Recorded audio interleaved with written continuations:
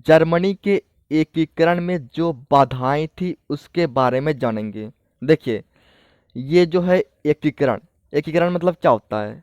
एकीकरण मतलब होता है एक कर देना। जैसे कि बहुत सारे क्षेत्र हैं, ठीक है, इसको मिलाकर एक कर देना, इसको बोलेंगे एकीकरण। तो हम जानेंगे कि जर्मनी के एकीकरण में ऐसी कौन सी बाधाएं थी, यानी रुकावट थी। तो इसे समझिए, जर्मनी के एकीकरण में निम्नलिखित बाधाएं थी। देखिए, जर्मनी के एकीकरण में जो जो बाधाएं थी उसके बारे में जानेंगे।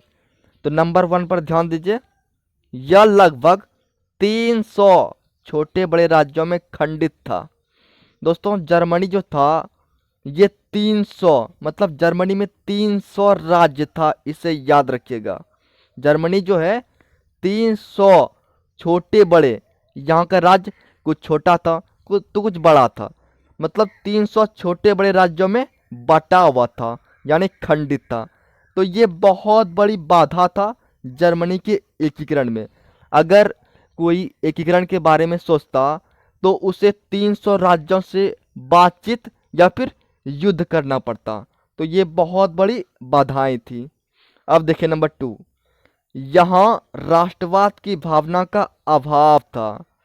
मतलब यहाँ के जो लोग थे ना, उनमें देश के प्रति जो प्रेम है, यानी कि राष्ट्रवाद का जो भावना है, उसमें कमी था, यानी कि अभाव था। जर्मनी के सारे लोग जो है नहीं चाहते थे कि जर्मनी का एकीकरण हो। यहाँ पर राष्ट्रवाद की भावना का कमी था, ठीक है।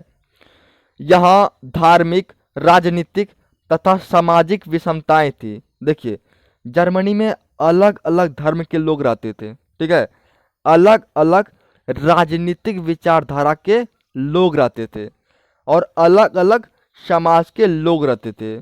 तो ये सारी विषमताएं थी। तो ये सारी विषमताएं जो है, यही विषमताएं जर्मनी के एकीकरण में बाधा उत्पन्न कर रही थी, ठीक है। तो विषमताओं को ध्यान में रखिए, धार्मिक विषमताएं, राजनीतिक विषमताएं और सामाजिक विषमताएं। इसके बाद यहाँ पर देखिए नंबर 4 में है, यहाँ पर ऑस्ट्रिया और फ्रांस जैसे शक्तियों का हस्तक्षेप था।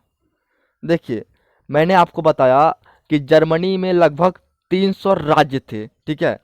इनमें से बहुत सारे ऐसे राज्य थे जिस पर ये जो है ऑस्ट्रिया और फ्रांस का कब्जा था। यानी ऑस्ट्रिया और फ्रांस ने जर्मनी के कई राज्यों को गुलाम बनाकर रखा हुआ था, मतलब हस्तक्षेप था, ठीक है। तो इसे याद रखिए। अब देखिए, अगर जर्मनी के लोग जर्मनी का एकीकरण करना चाहते थे तो उसके सामने एक बहुत बड़ी बाधा थी कि उसे युद्ध करना पड़ता। किससे? तो ऑस्ट्रिया और फ्रांस से, ठीक है। बाद में युद्ध भी हुआ था ऑस्ट्रिया और फ्रांस से। तो इसे याद रखिए कि जर्मनी में ऑस्ट्रिया और फ्रांस जैसे शक्तियों का हस्तक्षेप था, ठीक है। तो दोस्तों, इन सब बातों को आप चाहें तो लिख सकते हैं। Thank you. यूरोप के राष्ट्रवाद चैप्टर में जो भी इम्पोर्टेंट क्वेश्चन बनते हैं वो सारे क्वेश्चंस का वीडियो मैं अपलोड कर चुका हूँ, जिसका लिंक जो है ऊपर डिस्क्रिप्शन में दिया हुआ है। अगर आप डिस्क्रिप्शन में, आपको पता नहीं है कि डिस्क्रिप्शन में कैसे जाएं, तो आप कमेंट करके पूछ सकते हैं। तो जो भी टॉपिक है सबका वीडियो मैं बना चुका हूँ। Thank you.